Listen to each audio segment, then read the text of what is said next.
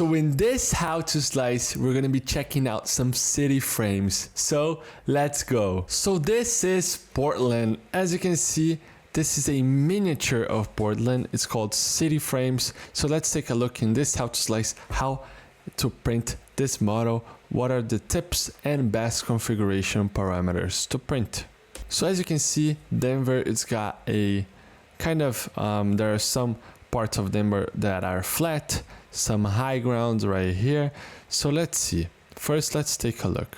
So Denver doesn't have too much buildings. So as you can see, this two plates right here, it's got some buildings.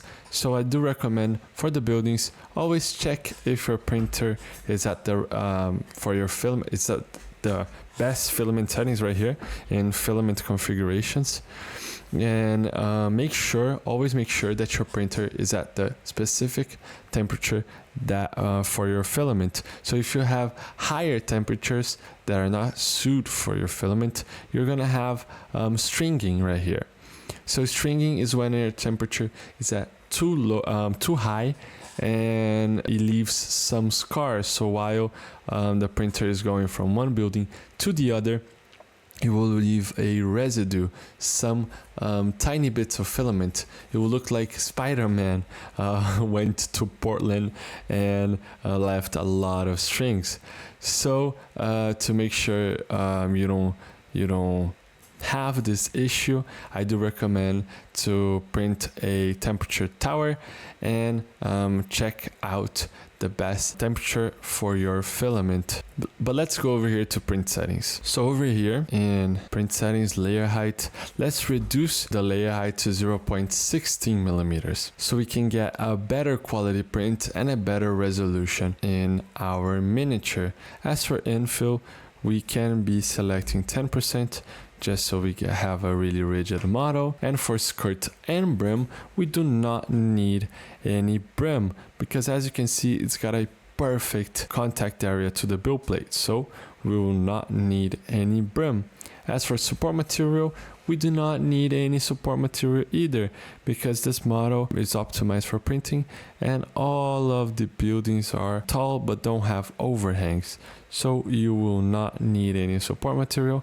As for speed, I would just recommend in small perimeters reducing to 55 millimeters a second, and in bridging just 55 millimeters a second, just so we slow down when printing the buildings right here. What I would recommend is for this ones right here, for the ones that are really tall, to reduce the infill density. But first, let's just slice this model and take a look how it's gonna be. So as you can see, I just sliced the plate. It's gonna take 12 hours and 29 minutes to print, and as you can see, it's gonna turn out nicely. What you can do is go over here to feature type and select speed to see that for small perimeters as the buildings, we're gonna be reducing the speed to 55 millimeters. So this is what we changed, so we can get a better quality print on the buildings, and they will print a lot slower, so you're gonna have a really good quality print. As for the mountains right here, what you can do is go over here to layers, actually infill, and reduce the infill to 4%. So you're gonna use less filament on this part, and in some cases you can increase the layer height to 0.2, but I recommend to leave it at 0.16. It's gonna take more time to print, but that's fine. You will have a really good print that will follow all the patterns to most plates. So this is the frame to set your beautiful plate that you just have printed. So as you can see, this is the frame for the 15 by 15 centimeters plate.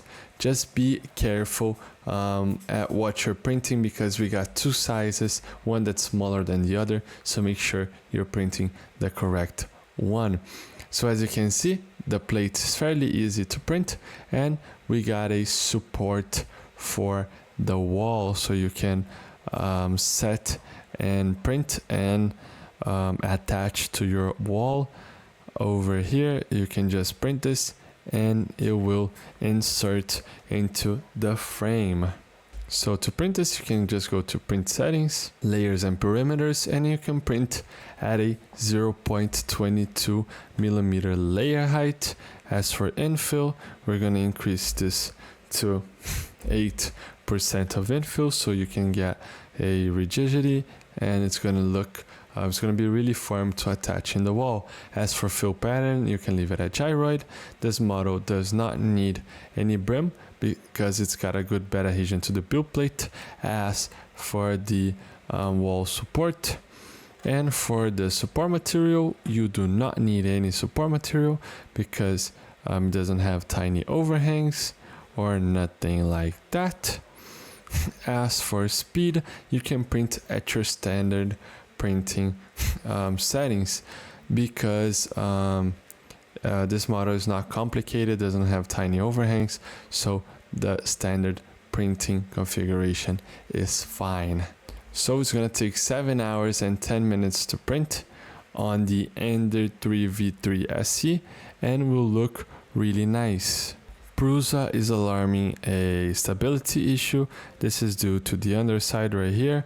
You might not have any issues because this is a bridge and your printer can do this overhang really quite easy. But if you want, you can just go over here and paint a little bit of support. So you can just increase the brush size and just give it a scrub and add some support. But as this is the interior, it's not going to be visible, you won't have any issues with that because your printer will do quite fine the small overhang. So the model is ready to print. Make sure you check our site stlflix.com for more models as beautiful as this one, and happy printing to all of you.